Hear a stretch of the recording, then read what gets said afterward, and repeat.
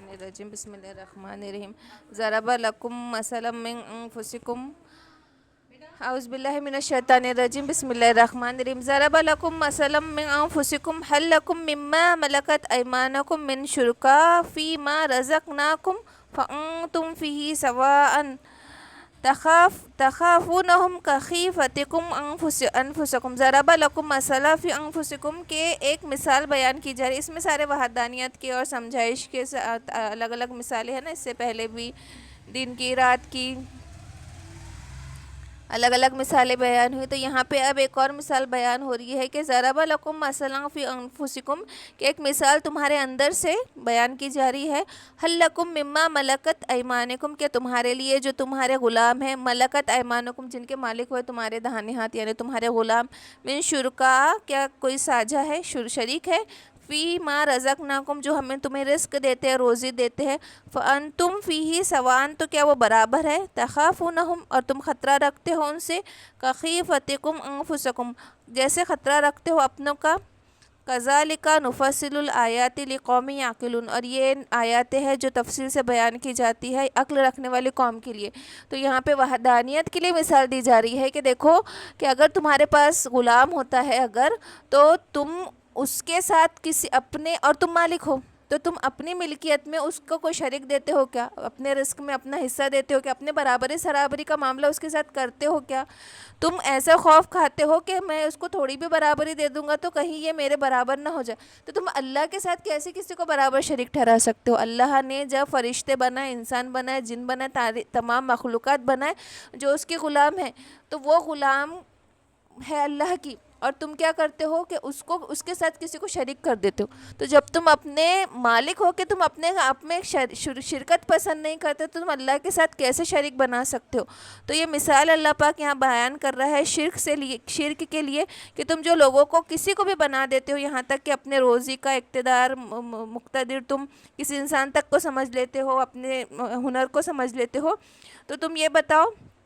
کہ نوکروں غلاموں کو تو یہ تم درجہ نہیں دیتے, تو تم اللہ کو کے ساتھ کسی اور کو شریک کیسے بنا لیتے ہو کہ اپنے رزق میں اپنے ساتھ بٹھا کے ان کو کھلاتے ہو, اپنے جیسا شریک ان کو کرتے ہو. تو اللہ کی ذات کتنی بڑی ہے جس میں تم شریک ٹھہرا دیتے ہو. بل اتبع الذین ظلموا اہواءہم بغیر علم بلکہ اتباع کرتے ہیں وہ لوگ جو ظالم ہیں, اہواءہم اپنے خواہشوں کا بغیر علم نہ سمجھے اپنے خواہشوں کا اتباع کرتے ہیں. فمن یہدی من اضل اللہ تو پھر کون ہدایت دے گا جس کو اللہ بھٹکا دے, گمراہ کر دے. وما لہم من ناصرین اور نہیں ہے ان کا کوئی مدد کرنے والا. فاقم وجہک للدین حنیفہ تو پھر قائم کرو اپنے رخ کو للدین حنیفہ ایک ہو جانے والے دین کی طرف. فطرت اللہ اللہ کی فطرت, التی فطر الناس علیہا جو کہ اللہ نے لوگوں کی فطرت کو جس نہج پہ تراشا وہ اللہ کی فطرت ہے. کہ اللہ کو معلوم تھا نا کون کیسا ہے, تو ہر انسان کیسا ہے نا, اللہ نے اس کو اپنی فطرت پہ پیدا کیا. لا تبدیل لخلق اللہ اور اللہ اس کو بدلنے والا نہیں اپنے خلقت کو. ذالک الدین القیم یہ سیدھا دین ہے. ولکن اکثر الناس لا یعلمون لیکن ان میں سے اکثر لوگ نہیں جانتے. تو فطرت کیا ہے کہ فطرت یہ ہے کہ جب بھی کوئی انسان پیدا ہوتا ہے وہ مسلمان ہی پیدا ہوتا ہے, کہ اس کے ماں باپ اسے مشرک اور کافر بنا دیتے ہیں. کہ جب کوئی بچہ پیدا ہوتا ہے نا تو وہ اس بات کی تلاش ضرور کرتا ہے کہ میرا معبود کون ہے. اس کے اندر یہ انر انسٹنکٹ ہوتی ہے کہ وہ اس چیز کو ضرور تلاشتا ہے, اس غور و فکر میں ضرور لگا رہتا ہے کہ میرا معبود کون ہے. اب جو گمراہ ہوتے ہیں وہ اپنے باطلوں کو کافی اپنا معبود بنا لیتے ہیں, اپنا اللہ بنا لیتے, رب بنا لیتے. لیکن عقل والے فطرت کو سمجھتے ہیں اور اللہ کو اپنا رب چنتے ہیں. تو فطرت ہر کسی میں اللہ نے یہ ڈالی ہے. ایسا نہیں کوئی بول سکتا کہ ہم کو تو پیغام نہیں ملا, ہم کو دعوت نہیں پہنچی. اللہ نے فطرت بنا ہی ہے کہ وہ تلاش کرے اپنے رب کو. ہر بندہ جب پیدا ہوتا ہے تو فطرتاً اس کی اپنے محبوب کو تلاش کرنے کی وہ انر انسٹنکٹ اس کے اندر رہتی ہے کہ وہ تلاشتا ہے کہ میرا رب کون ہے, میرا مقصد کیا ہے. دیکھو الحمدللہ ہم لوگ مسلمان ہیں تو ہمارے دلوں میں یہ سوالات نہیں آتے کہ ہمارا مقصد کیا ہے, موت کے بعد کیا ہو جائے گا, پیدا کیوں ہوا. یہ جو سوالات ہیں نا, کئی ابھی آج کل یہ سوالات لوگوں جب یہ کر رہے ہیں نا, ابھی ایک پاکستان میں کتنا انٹیلیجنٹ لڑکا تھا, وہ اتنا انٹیلیجنٹ تھا تو اس نے سوسائڈ کر لیا 15 سال کے بچے نے. مطلب وہ بالکل اس گتھی میں الجھا تھا کہ میں کیوں پیدا ہوا, دنیا کیوں پیدا ہوئی, پھر آخر میں جیوں گا, ایک نہ ایک دن مر جاؤں گا. وہ یہ سب سوالات میں اس قدر الجھا، اس نے بولا کہ یار کوئی حل ہی نہیں ہے، پیدا ہونے کا مقصد ہی نہیں ہے۔ حالانکہ وہ مسلمان تھا لیکن اس کی تربیت ویسی نہیں ہوئی، اس کو وہ سوالوں کے جواب نہیں ملے۔ تو ہمارے لیے یہ چیز بہت آسان ہے، ہمارے دلوں میں سکون اترا ہے، ہمیں معلوم ہے آج ہم اپنے مصیبتوں پہ صبر کر لیتے ہیں، آج ہم ہمارے ڈپریشنس کو ٹیکل کر لیتے ہیں۔ ہر کوئی جوجھتا ہے، ذہن ایسی چیز ہے نا انسان کا کہ ہم جب سب سے پہلے اٹھتے ہیں نا، ہم کو اچھی چیز یاد نہیں آتی، ہم کو بری چیز یاد آتی۔ پتہ ہے ذہن ڈھونڈ ڈھونڈ کے ہمیں پریشان کرتا ہے، مطلب یہ ہم انر موسٹ تھنگ ہے ہماری، کہ ایک انسان سب سے پہلے اٹھتا ہے نا، وہ سب سے پہلے وہ سوچتا ہے کہ سب سے برا کیا چیز میں سوچوں، اور واقعی میں سب سے پہلے اس کو جو پچھلے بار جو اچھی چیز ہے وہ یاد نہیں آتی، ارے ایسا کسی نے بول دیا، غصہ ہو کر سویا تھا، کوئی جھگڑا ہو کر کوئی بات دیکھے، سب سے پہلے اس کو وہ بات یاد آ جائیں گے، ارے اس نے مجھے تو ایسا بول دیا، میری تو کل ایسی چیز ہو گئی، میری تو کل ایسی بے عزتی ہوگی، اس کو سب سے پہلے بری چیز خیال آئیں گی۔ تو دماغ کھیلتا ہے اور ڈپریشن میں ڈالتا ہے، اور یہ بہت کامن ہو چکا ہے۔ ہم کو یہ سوالات نہیں تنگ کر رہے کیونکہ الحمدللہ ہم کو پتہ ہے کہ ہمارا پیدا ہونے کا مقصد کیا ہے، ہمارا معبود کون ہے، آخرت میں ہم کو ملنا ہے، ہماری زندگی کے مصائب یہیں ختم ہو جائیں گے، ہم صبر کریں گے تو اس کا بھی اجر ہے، ہم شکایت کریں گے تو ہم الٹا اپنے اوپر ظلم کریں گے، تو یہ سب ہمارے ذہن میں کلیئر ہے، تو کہیں نہ کہیں ہم ایک سکون ہے ہمارے ذہنوں میں۔ لیکن جن کے پاس ان سوالوں کا جواب نہیں ہے، وہ اتنے اضطراب میں ہے کہ وہ کہاں نشوں میں، ڈرگ میں، بے تکے ریلیشنز میں، سوشل میڈیا کی فیک فرینڈشپ میں، کہاں نہیں اپنے سکون کو ڈھونڈ رہی۔ جو ذہن کا سکون ہے یہ بہت بڑی چیز ہے۔ تو اللہ نے فطرت وہ بنائی ہے انسان کی کہ وہ انسان ڈھونڈتا ہے کہ بھئی میرا پیدا ہونے کا مقصد کیا ہے، میں کس فطرت پہ ہوں، میرا معبود کون ہے، میرا رب کون ہے۔ جب تک اس کو یہ سوال کے جواب نہیں مل جاتے نا، اس کے اندر کی بے چینی ختم نہیں ہوتی، اور اللہ اس خلقت کو تبدیل نہیں کرتا۔ ذالک الدین القیم، کہ یہ دین ہے سیدھا، ولکن اکثر الناس لا یعلمون، لیکن ان میں سے اکثر لوگ نہیں جانتے۔ منیبین الیہ واتقوہ، تو رجوع کرو، منیبین رجوع کرو الیہ، اسی کی طرف، واتقوہ، اور تقوی اختیار کرو اس کا، واقیموا الصلاۃ، اور نماز قائم کرو، ولا تکونوا من المشرکین، اور تم شرک کرنے والوں میں سے نہ ہو جانا۔ اور شرک کا نہ ہم ایسی پڑھ کے وہ ہو جاتے کہ شرک کی ایسی ہے نا کہ چوٹی کی طرح ہے، رات کے کالے اندھیرے میں پہاڑ کے اوپر جب چوٹی چلتی ہے تو پتہ نہیں چلتا، اسی طرح شرک ہمارے دلوں میں داخل ہو جاتا ہے۔ تو ہمیں اس بات کا بہت خیال رکھنا ہے کہ اللہ ہمیں شرک سے بچائے، کہ ہم اپنے مدد اپنی چیزوں کے، اپنے دنیا بھر کے رزق کا، ہر چیز کا ہم سوچیں کہ ہم کس کو اس میں ذمہ دار ٹھہرا رہے، ہمارا توکل پورا کا پورا اللہ ہی کی طرف ہونا چاہیے۔ یہ شرک کہاں سے نہیں ہمارے دل میں آ جا رہا، اس بات کا ہمیں بہت خیال رکھنا چاہیے، اسپیشلی آج کل بچے جو ایجوکیشن لے رہے ہیں تو وہ کیسے غلام بن رہے نا، کہ ان کا مقصد کیا ہے، نوکری، پھر یہ نوکری ہے، نوکری سے ہم کو رزق ملیں گا، یہ چھٹ گئی تو کیا ہوگا، ایسا نہیں ہوگا، تو یہ بھی شرک ہے۔ دیکھو کہ ہم اپنے رزق کا ذریعہ بھی کسی کو ٹھہرا دے تو یہ بھی رزق ہے۔ تو ہمارا توکل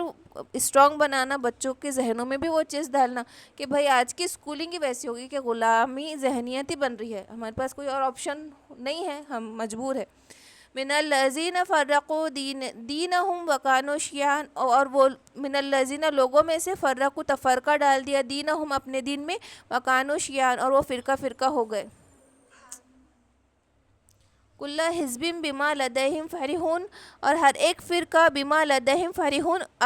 بڑا خوش ہے، اپنے آپ میں بڑا خوش ہے۔ وَإِذَا مَسَّ النَّاسَ ضُرٌّ، اور جب پہنچتا ہے لوگوں کو سختی، دعوا ربهم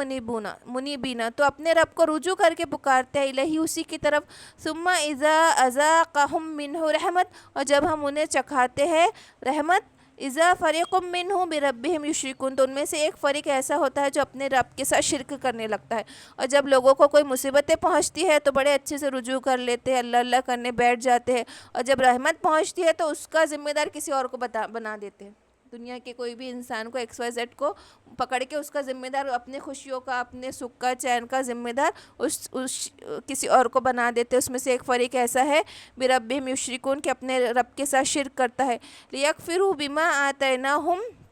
اور منکر ہو جاتے ہیں، بما آتیناہم، جو ہم نے عطا کیا، فتمتعوا، تو پھر متاع حاصل کر لو، مزے لے لو، فسوف تعلمون، کہ عنقریب تم جان لو گے کہ اللہ کیا کرنے والا ہے سلوک۔ ام انزلنا علیہم سلطانا،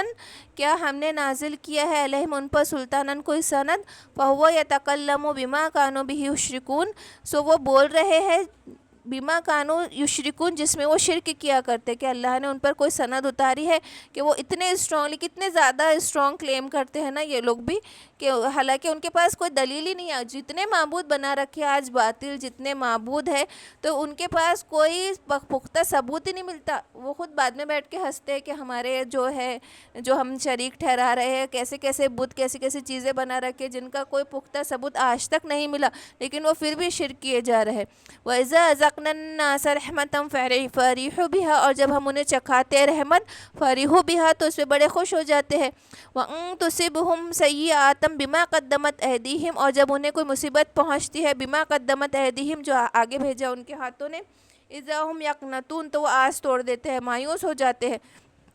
اللہ تعالیٰ ہمیں بھی اس چیز سے بچائے نا کہ جب اچھا سب چل رہا تو ہم بڑے خوش ہوتے ہیں، ذرا سی مصیبت آئی تو مایوسی لے کر بیٹھ جاتے ہیں، کفری کلمات کہنے لگتے ہیں، مایوس ہو جاتے ہیں. اولم یرو ان اللہ یبسط الرزق لمن یشاء ویقدر،